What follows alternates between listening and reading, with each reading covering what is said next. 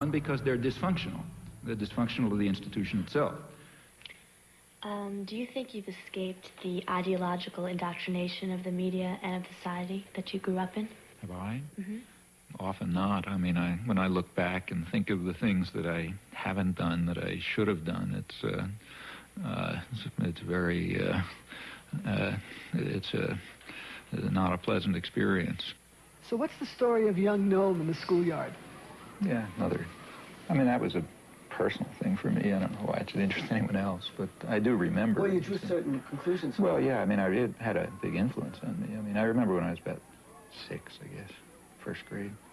There was the standard fat kid who everybody made fun of, and I remember in the schoolyard, he was on standing on right outside the school classroom, and a bunch of kids outside sort of taunting him, and so on. And one of the kids actually brought over his older brother, sort of like from 3rd grade instead of 1st grade, big kid. And he was going to, beat him up or something. And I remember going up to stand next to him, feeling somebody ought to help him. And I did for a while, and then I got scared, and I went away, and I was very much ashamed of it afterwards, and sort of felt, not going to do that again. That's a feeling that's stuck with me. You should stick with the underdog. The shame remained. Should have stayed there. You were already established. You were a professor at MIT. You'd made a reputation. You had a terrific career ahead of you. You decided to become a political activist. Now, here is a classic case of somebody whom the institution does not seem to have filtered out. I mean, you were a good boy up until then, were you? Or you'd always been a slight, some of them you were a rebel? Yeah, pretty much. I had been pretty much outside. You felt isolated. You felt out of sympathy with the prevailing currents of American life, but a lot of people do that. Suddenly, in 1964, you decide, I have to do something about this. What made you do that? Well, that was a very conscious decision and a very uncomfortable decision, because I knew what the consequences would be. I was in a very favorable position. I had the kind of work I liked. We had a lively, exciting department. The field was going well. Personal life was fine. I was living in a nice place, children growing up. Everything looked perfect, and I knew I was giving it up.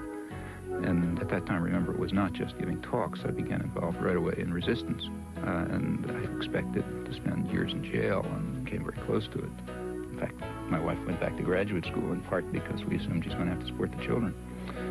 These were the expectations.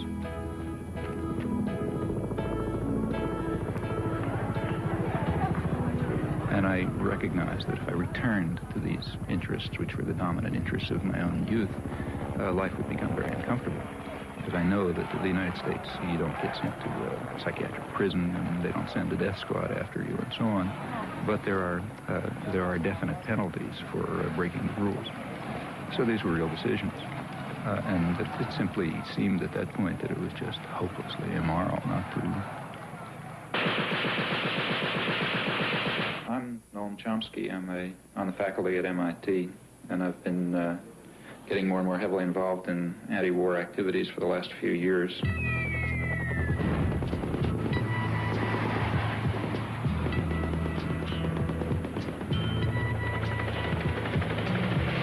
Something happening here. Beginning with writing articles and making speeches and speaking to congressmen and that sort of thing, and gradually getting involved more and more directly in resistance activities of various sorts.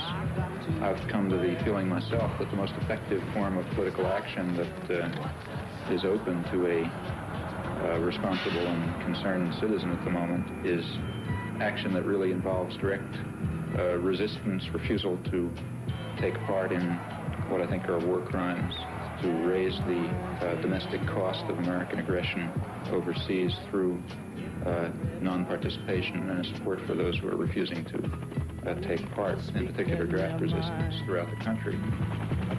So much resistance from behind. Time we stop. Hey, what's that sound? Everybody look what's going. I think that we can see quite clearly some very, very serious defects and flaws in our society, our level of culture, our institutions, which are going to have to be corrected by operating outside of the framework that is commonly accepted. I think we're going to have to find new ways of political action. In the street, singing songs carry inside. Mostly said hooray for our side. It's time we stop. Hey, what's that sound? Everybody look what's going down.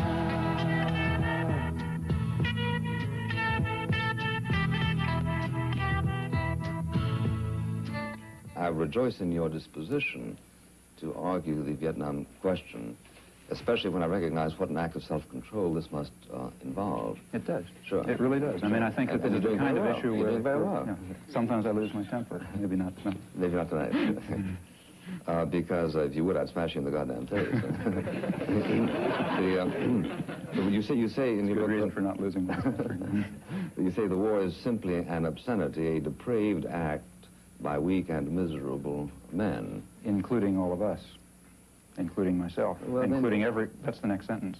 Same sentence. Sure, because you count everybody in the company of the guilty. I think that's true in this case. Yeah, but see, one of the points I was trying... This is a theological observation, isn't it? No, I don't think so. Because as somebody points out, if everybody's guilty of everything, then nobody's guilty of anything. No, I don't. Well, no, I don't believe that. See, I think the point that I'm trying to make, and I think ought to be made, is that the real, at least to me, I say this elsewhere in the book, what seems to me a very, in a sense, terrifying aspect of our society and other societies is the equanimity and the detachment with which sane, reasonable, sensible people can observe such events. I think that's more terrifying than the occasional Hitler or LeMay or other that crops up. These people would not be able to operate were it not for this apathy and equanimity. And therefore I think that it's, in some sense, the sane and reasonable and tolerant people who share a very serious burden of guilt that they very easily throw on the shoulders of others who seem more extreme and more violent. 12 million pounds of confetti dropped into New York City's so-called Canyon of Heroes. Americans were officially welcoming the troops home from the Persian Gulf War. So it worked out really great for us. I mean, it just goes to show that we're a mighty nation and we'll be there for no matter what comes along. I mean, it's the strongest country in the world, and you got to be glad to live here. So tell me what you feel about media coverage of the war. I guess it was good. It got to be a bit much after a while, but I guess it was good to know everything, you know. I guess in Vietnam you didn't really know a lot was going on, but here you pretty much up to the moment on everything, so I guess it was good to be informed. For the first time, because of technology, we have the ability to be live from many locations around the globe.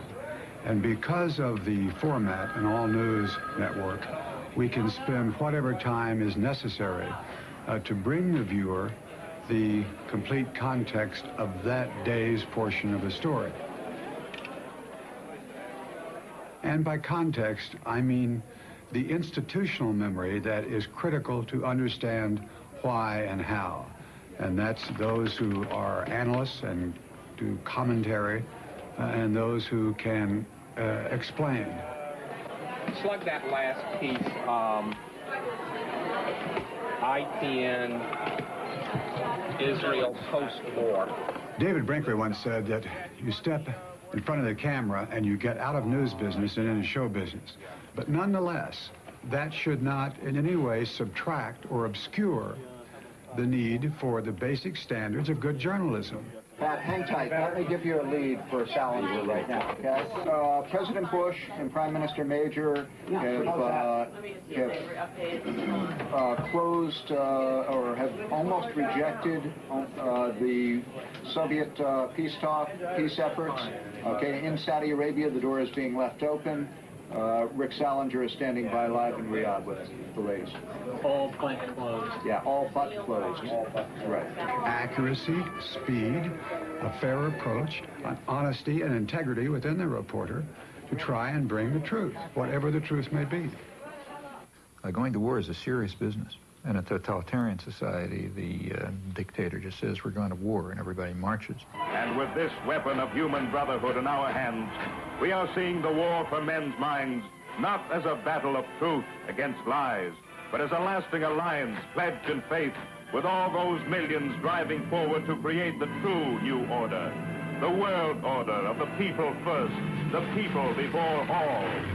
In a democratic society, the theory is that if the political leadership is committed to war, they present reasons, and they got a very heavy burden of proof to meet, because a war is a very catastrophic affair, as it's been proved to be. The role of the media at that point is to present the relevant background. For example, the possibilities of peaceful settlement, such as what they may be, have to be presented, and then to offer a forum, in fact, encourage a forum of debate over this very dread decision to go to war and, in this case, kill hundreds of thousands of people and leave 2 countries wrecked and so on. That never happened.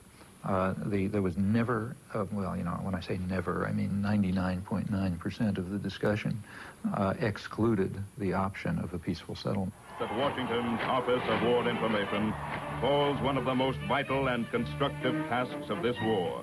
This is a people's war, and to win it, the people ought to know as much about it as they can. This office will do its best to tell the truth and nothing but the truth, both at home and abroad. First weapon in this worldwide strategy of truth is the great machine of information represented by the free press, with its powers of molding public thought and leading public action, with all its lifelines for the exchange of new ideas between fighting nations spread across the earth. Every time George Bush would appear and say there will be no negotiations, there would be, 100 editorials the next day lauding him for going the last mile for diplomacy. If he said you can't reward an aggressor, instead of cracking up in ridicule the way people did in civilized sectors of the world, like the whole third world, the media said, oh man, a fantastic principle, The invader of Panama, the only head of state, stands condemned for aggression in the world. The guy was head of the CIA during the Timor aggression, He says aggressors can't be rewarded. The media just applauded. The motion picture industry, with its worldwide organization of newsreel camera crews, invaluable for bringing into vivid focus the background drama and perspectives of the war. Mobilized, too, in this all-out struggle for men's minds are the radio networks, with all their experience in the swift reporting of great occasion and event. From every strategic center and frontline stronghold, their reporters are sending back the lessons of new tactics, new ways of war. The result was it's a media war. There's tremendous fakery all along the line. The UN is finally living up to its mission, wondrous sea change, the New York Times told us. The only wondrous sea change was that for once the United States didn't veto a Security Council resolution against aggression. People don't want a war unless you have to have one. And they would have known that you don't have to have one. Well, the media kept people from knowing that. And that means we went to war very much in the manner of a totalitarian state, thanks to the media subservience. That's the big story.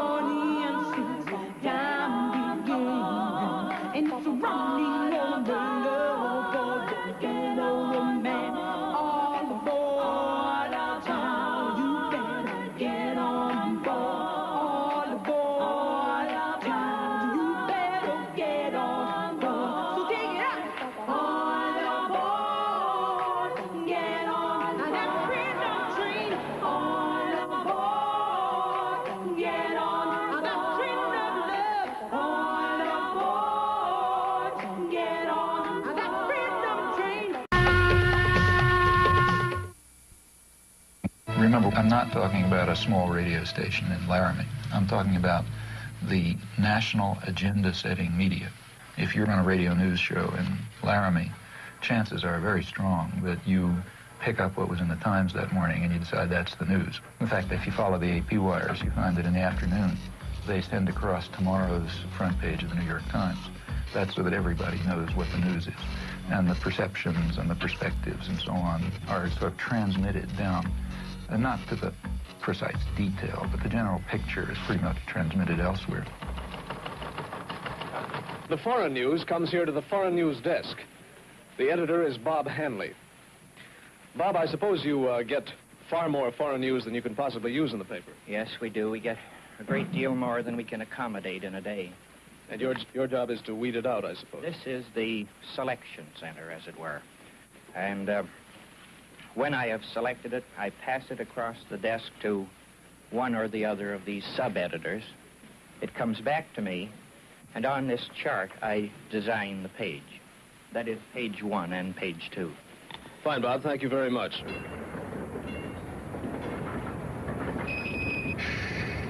Why do you want to make a film about media?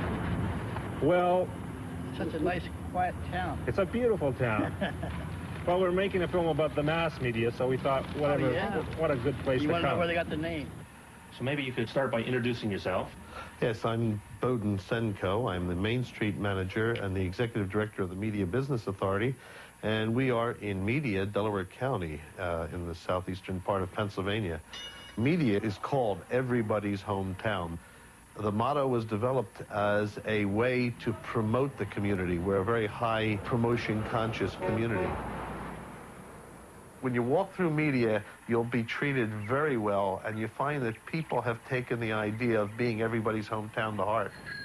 The local paper, the Talk of the Town. The Town Talk. Do you read that? Yes, I read the Town Talk, yes. What do you think the difference is between the Wall Street Journal and the Talk of the Town? Oh, well, I mean, the Town Talk is completely local news, and it's fun. It's nice to read. It's interesting. You read about your neighbors and see what's going on in the school district and things like that. We're in business to make bucks, just like the big daily newspapers and just like the big radio stations, and we do quite well, and rightfully so, because we work very hard at it. I just want to show you a copy of the paper here, the way it is this week. It's plastic wrapped on all 4 sides, weatherproof, and hung on everybody's front door. And many times you'll find that this paper runs well over 100 pages a week. This particular edition, you have to remember there are 5 editions. This happens to be the Central Delaware County edition, which is the edition that covers Media, Pennsylvania. What you see here now is the advertising and composition department. Say hello, guys, will you? Hi. Hi there. And what we're doing now is we're putting red dots, green dots, and yellow dots up on the map, wherever there is a store. Now, the red dots are the stores that don't advertise with us at all. The green dots are the ones that advertise with us every week, and the yellow dots are the ones that would run sporadically. Do you have any special? Now, we have computer printouts of every one of these stores, and what we do is we take the printouts of all the red dots, which are the bad guys, and what our idea is to turn these red dots into yellow dots, and turn the yellow dots into green dots, and eventually make them all green dots, so 100% of the stores and 100% of the merchants and the service people advertise in our newspaper every week. That way we won't have any more red dots. I guess there'll always be a few red dots, but I have high hopes that there'll be a lot more green ones and red ones when we're finished. Hi, I'm Jim Morgan. I'm with the Corporate Relations Department of the New York Times, and I'm here to take you on a tour of the New York Times, so let's begin. So, they're just taking audio in here. Yeah, they're taking audio in here. Audio. No cameras, no still. We went over this quite thoroughly. They don't even take a still camera in here. We're in the composing room. This is where the pages are composed. This is the typographical area. What's the ratio of news to advertising? 60% ads. This might seem big, but it is average, in fact, below average. Our 60% might include, on some days, maybe 20 pages of classified advertising all to itself, where the rest of the newspapers weighted much heavier news to advertising. But the paper in its entirety, every day, large or small, is 60 ads, 40 news. Well, that completes our tour of the New York Times, and I hope you found it informative, and I hope that you read the New York Times every day of your life from now on. Now, there are other media, too, whose basic social role is quite different. It's diversion. There's the real mass media, the kinds that are aimed at, you know, the guys who Joe Sixpack, that kind. The purpose of those media is just to dull people's brains. This is an oversimplification, but for the 80% or whatever they are, the main thing for them is to divert them, to get them to watch National Football League and to worry about, you know, mother with child with 6 heads or whatever you pick up in the, you know, in the thing that you pick up on the supermarket stands and so on. Or, you know, look at astrology or get involved in, you know, fundamentalist stuff or something, or just get them away, you know, get them away from things that matter. And for that, it's important to reduce their capacity to think. The sports section is handled in another special department. The sports reporter must be a specialist in his knowledge of sports. He gets his story right at the sporting event and often sends it into his paper play by play. Take, say, sports. That's another crucial example of the indoctrination system, in my view. For one thing, because it, you know, it offers people something to pay attention to that's of no importance. That keeps them from worrying about, you know, keeps them from worrying about things that matter to their lives that they might have some idea about doing something about. And in fact, it's striking to see the intelligence that's used by ordinary people in sports. I mean, you listen to radio stations where people call in. They have the most exotic information and understanding about, you know, all kind of arcane issues. And the press undoubtedly does a lot with this. I remember in high school already, I was pretty old, I suddenly asked myself at one point, why do I care if my high school team wins the football game? I mean, I don't know anybody on the team, you know. I mean, they have nothing to do with me. I mean, why am I cheering for my team? It doesn't make any sense, you know. But the point is, it does make sense. It's a way of building up irrational attitudes of submission to authority and, you know, group cohesion behind, you know, leadership elements. In fact, it's training in irrational jingoism. That's also a feature of competitive sports. I think if you look closely at these things, I think typically they do have functions. And that's why energy is devoted to supporting them and creating a basis for them, and advertisers are willing to pay for them and so on. I'd like to ask you a question essentially about the methodology in studying the propaganda model and how would one go about doing that? Well, there are a number of ways to proceed. One obvious way is to try to find more or less paired examples. History doesn't offer true controlled experiments, but it often comes pretty close. So one can find atrocities or abuses of one sort that on the one hand are committed by official enemies and on the other hand are committed by friends and allies or by the favored state itself, by the United States in the U.S. case. And the question is whether the media accept the government framework or whether they use the same agenda, the same set of questions, the same criteria for dealing with the two cases as any honest outside observer would do. If you think America's involvement in the war in Southeast Asia is over, think again. The Khmer Rouge are the most genocidal people on the face of the earth. Peter Jennings reporting from the killing fields, Thursday. I mean, the great act of genocide in the modern period is Pol Pot, 1975 through 1978. That atrocity, I think it would be hard to find any example of a comparable outrage and outpouring of fury and so on and so forth. So that's one atrocity. Well, it just happens that in that case, history did set up a controlled experiment. Have you ever heard of a place called East Timor? I can't say that I have. Where? East Timor? Nope. No, huh? Well, it happens that right at that time there's another atrocity, very similar in character, but differing in one respect. We were responsible for it, not Pol Pot. Hello, I'm Louise Penny, and this is Radio Noon. If you've been listening to the program fairly regularly over the last few months, you'll know East Timor has come into the conversation more than once, particularly when we were talking about foreign aid and also the war and a new world order. People wondered why, if the UN was serious about a new world order, no one was doing anything to help East Timor. The area was invaded by Indonesia in 1975. There are reports of atrocities against the Timorese people, and yet Canada and other nations have consistently voted against UN resolutions to end the occupation. Today, we're going to take a closer look at East Timor, what's happened to it, and why the international community is doing nothing to help. One of the people who have been most active is Elaine Bruyere, a photojournalist from British Columbia. She's the founder of the East Timor Alert Network, and she joins me in studio now. Hello. Hi. One tragedy compounding a tragedy is that a lot of people don't know much about East Timor. Where is it? East Timor is just north of Australia, about 420 kilometers, and it's right between the Indian and Pacific Oceans. Just south of East Timor is a deep-water sea lane, perfect for U.S. submarines to pass through. There's also huge oil reserves there. One of the unique things about East Timor is that it's truly one of the last surviving ancient civilizations in that part of the world. The Timorese spoke 30 different languages and dialects amongst a group of 700,000 people. Today, less than 5% of the world's people live like the East Timorese, basically self-reliant. They live really outside of the global economic system. Small societies like the East Timorese are much more democratic and much more egalitarian, and there's much more sharing of power and wealth.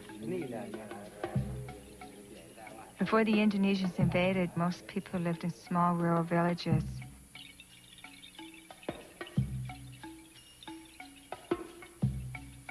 The old people in the village were like the university. They passed on tribal wisdom from generation to generation. Children grew up in a safe, stimulating, nurturing environment.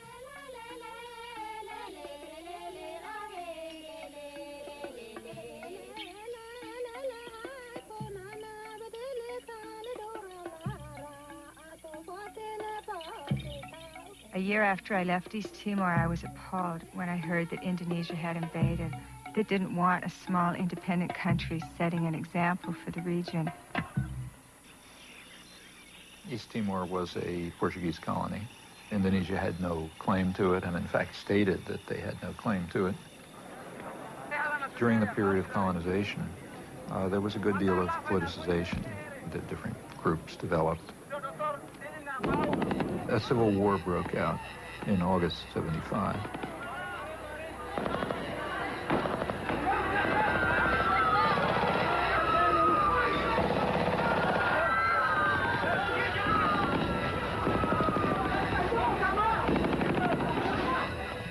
It ended up in a victory for Fredlin, which was one of the groupings, described as populist Catholic in character with some typical leftish rhetoric. Indonesia at once started intervening. What's the situation? When did those ships come in? They start arriving since Monday.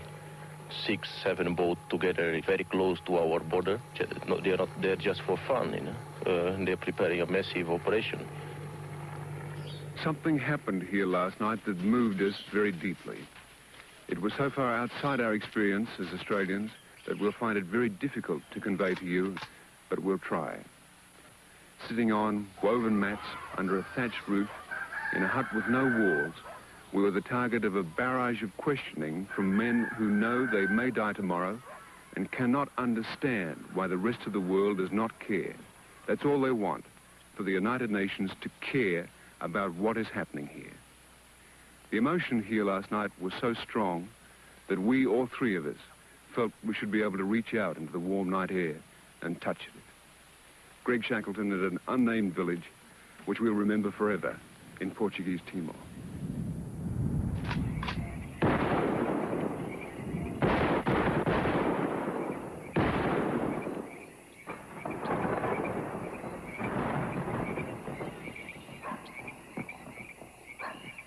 Ford and Kissinger visited Jakarta, I think it was December 5th. We know that they had requested that Indonesia delay the invasion until after they left because it would be too embarrassing. And within hours, I think, after they left, the invasion took place on December 7th. What happened on December 7th in 1975 is just one of the great evil deeds of history. Early in the morning, bombs began dropping on Dili. The number of troops that invaded Dili that day almost outnumbered the entire population of the town. And for 2 or 3 weeks, they just killed people. E quando eu vi dizer fogo, eu deitei-me logo, pus-me logo no chão. Pus-me no chão e só senti os corpos a caírem por cima de mim, pareciam folhas, né? A caírem por cima de mim. E acompanhado de gritos, outros a chamarem pela mãe, a esposa, né? Aquilo era mesmo terrível. This council must consider Indonesian aggression against East Timor as the main issue of the discussion. When the Indonesians invaded, the UN reacted as it always does, calling for sanctions and condemnation and so on. Various watered-down resolutions were passed, but the U.S. was very clearly not going to allow anything to work.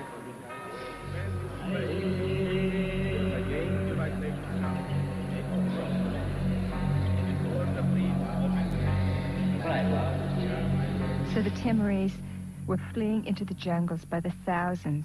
By late 1977-78, Indonesia set up receiving centers for those Timorese who came out of the jungle waving white flags. Those the Indonesians thought were more educated or who were suspected of belonging to Frelimo or other opposition parties were immediately killed. They took women aside and flew them off to Dili in helicopters for use by the Indonesian soldiers. They killed children and babies.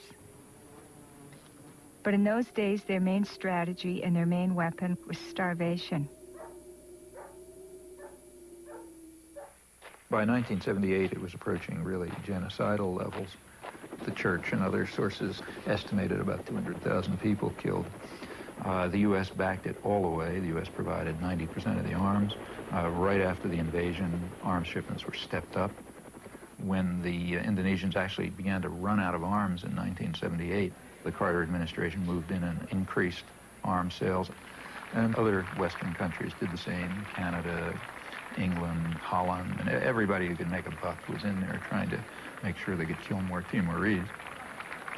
There is no Western concern for issues of aggression, atrocities, human rights abuses, and so on, if there's a profit to be made from them. Nothing could show it more clearly than this case. It wasn't that nobody had ever heard of East Timor. Crucial to remember that there was plenty of coverage in the New York Times and elsewhere before the invasion. The reason was that there was concern at the time over the breakup of the Portuguese Empire and what that would mean. There was a fear that it would lead to independence or Russian influence or whatever. After the Indonesians invaded, the coverage dropped.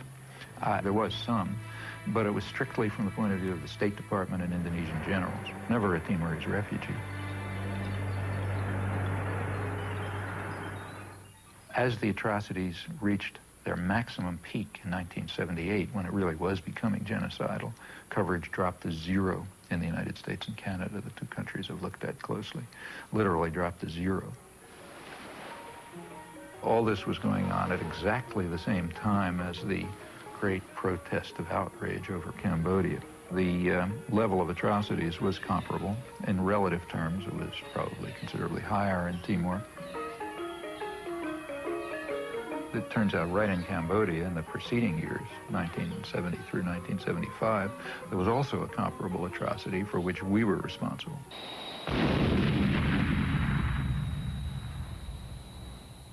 The major U.S. attack against Cambodia started with the bombings of the early 1970s. They reached a peak in 1973, and they continued up till 1975. They were directed against inner Cambodia. Very little is known about them because the media wanted it to be secret. They knew it was going on, they just didn't want to know what was happening. The CIA estimates about 600,000 killed during that 5-year period, which is mostly either U.S. bombing or a U.S.-sponsored war. So that's pretty significant killing. But also, the conditions in which it left Cambodia were such that high U.S. officials predicted that about 1 million people would die in the aftermath just from hunger and disease because of the wreckage of the country. Pretty good evidence from U.S. government sources and scholarly sources that the intense bombardment was a significant force, maybe a critical force in building up peasant support for the Khmer Rouge, who before that were a pretty marginal element. Well, that's just the wrong story. After 1975, atrocities continued, and that became the right story, because now they're being carried out by the bad guys. Well, it was bad enough. In fact, current estimates are that, well, you know, they vary. I mean, the CIA claimed 50 to 100,000 people killed, and maybe another million or so who died one way or another. Michael Vickery is the one person who's given a really close, detailed analysis. His figure is maybe 750,000 deaths above the normal. Others, like Ben Kiernan, suggest higher figures, but so far without a detailed analysis. Anyway, it was terrible, no doubt about it. Although the atrocities, the real atrocities, were bad enough, they weren't quite good enough for the purposes needed. Within a few weeks after the Khmer Rouge takeover, the New York Times was already accusing them of genocide. At that point, maybe a couple hundred or maybe a few thousand people had been killed. And from then on, it was a drumbeat, a chorus of genocide.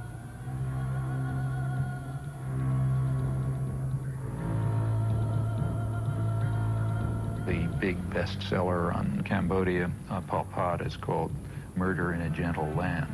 Up until April 17, 1975, was a gentle land of peaceful, smiling people, and after that, some horrible Holocaust took place.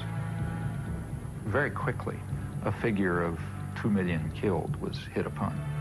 In fact, what was claimed was that the Khmer Rouge boast of having murdered 2 million people. Facts are very dramatic. In the case of atrocities committed by the official enemy, extraordinary show of outrage. Exaggeration, no evidence required, faked photographs are fine, anything goes. Also, vast amount of lying. I mean, an amount of lying that would have made Stalin cringe. It was fraudulent, and we know that it was fraudulent by looking at the response to comparable atrocities for which the United States was responsible. Early 70s Cambodia, Timor are two very closely paired examples. Well, the media response was quite dramatic.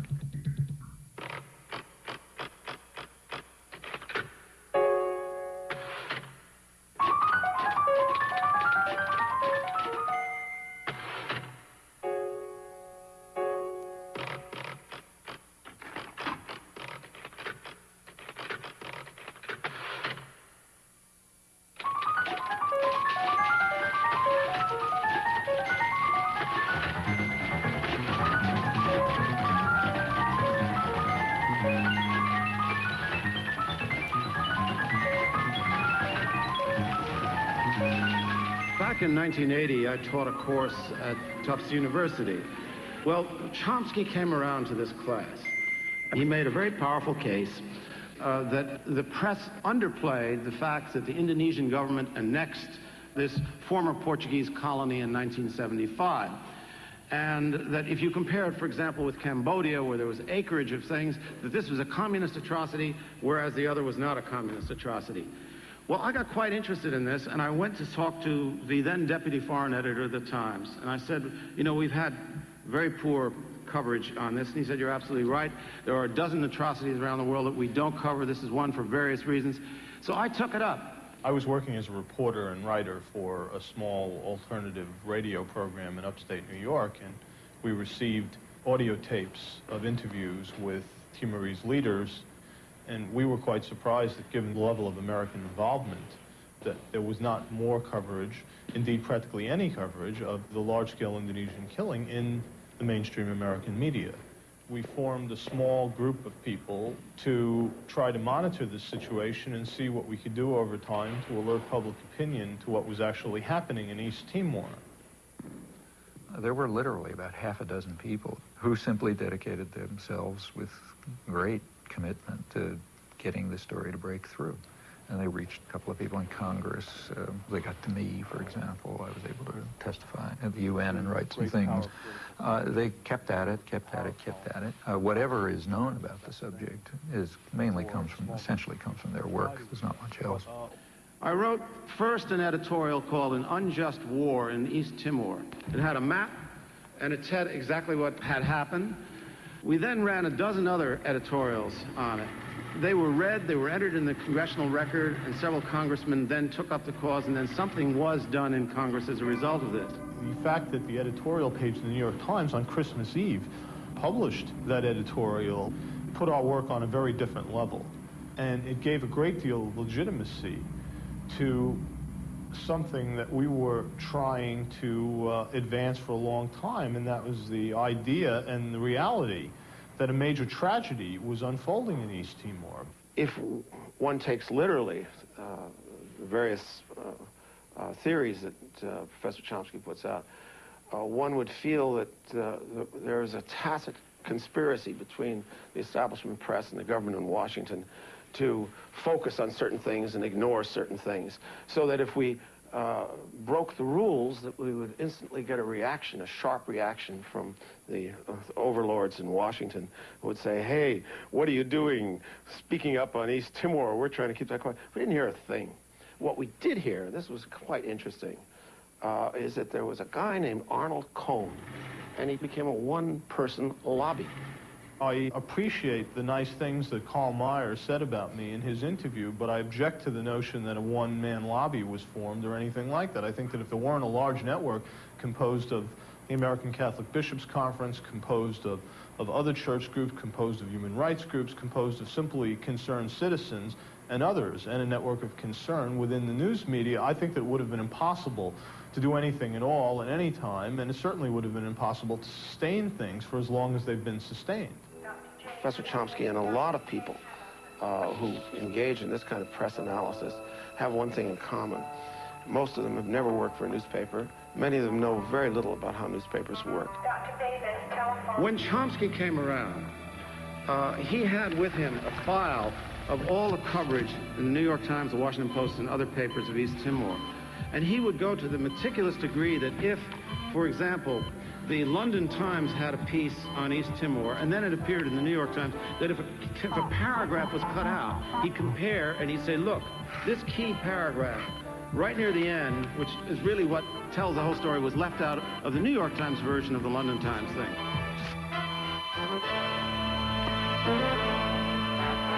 There was a story in the London Times which is pretty accurate. The New York Times revised it radically. Didn't just leave a paragraph out. They revised it and gave it a totally different cast.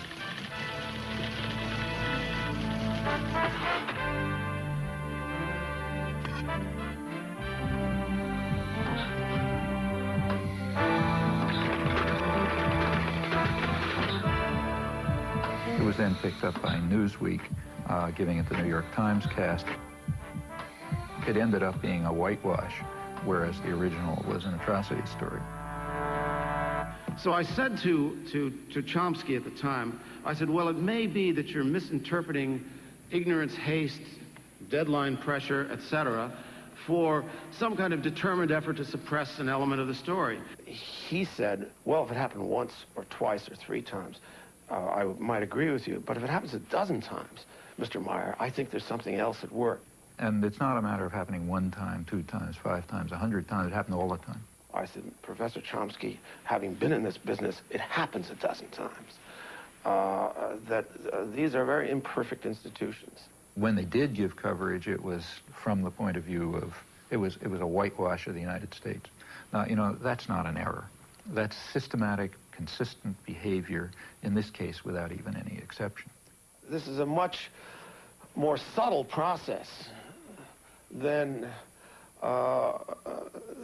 you get in the kind of the sledgehammer rhetoric of the people that make a to B equation between what the government does, what people think, and what newspapers say.